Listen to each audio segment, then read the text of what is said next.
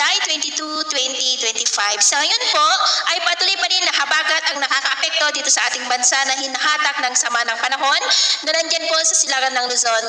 Gaya po rin yung napapansin ang dalawang LPA kahapon na nandito sa loob ng ating area of responsibility ay naging isa na lamang ang kanilang sirkulasyon at anumang sandali ay posible nang maging ganap ng bagyo at tatawagin na po sa local name na Bagyong Dante. Hindi naman po yan inaasahan na tatama sa ating kalupaan, pero ang hila-hila po nitong habagat ay patuloy na magpapaulan dito po sa ating bansa, lalo na dito sa May Luzon at Visayas, particular na sa western section.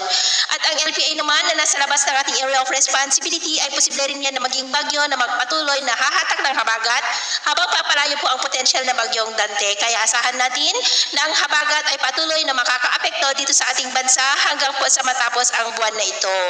At ito nga ang pinapakita ng forecast model nating ginagamit hanggang sa susunod po na 2 linggo. At sa lagay ng ating panahon, ngayong madaling araw ay may mga isolated rains na sa may extreme northern Luzon, Ilocos Region, ilang bahagi ng Cordillera, ilang bahagi ng Cagayan Valley, Central Luzon, Metro Manila, Calabarzon, Bicol Region, Mindoro Provinces, Northern Palawan, Romblon, Marinduque, Antique, Aklan, Leyte, Samar Provinces at Dinagat Island.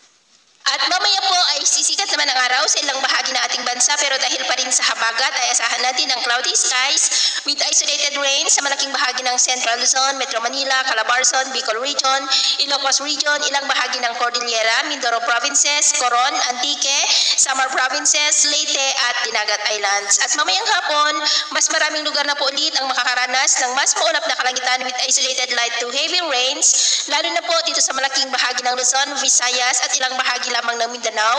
Kaya mag-ingat po tayo sa posibleng mga banta po ng mga pagbaha at pagguho ng lupa. Sa atin naman pong mabaybayin, dahil po sa habagat ay maalon ngayon sa kanlurang baybayin ng Luzon, maging po sa mga baybayin ng Batanes at Babuyan Islands, ng mga alon dyan ay posible po na aabot hanggang sa 2.1 to 3 meters height. Kaya hanggat maaari po, iwasan na muna natin ang papalaot dyan sa mga may kulay pula para mas makaiwas sa mga sakunang pangkat.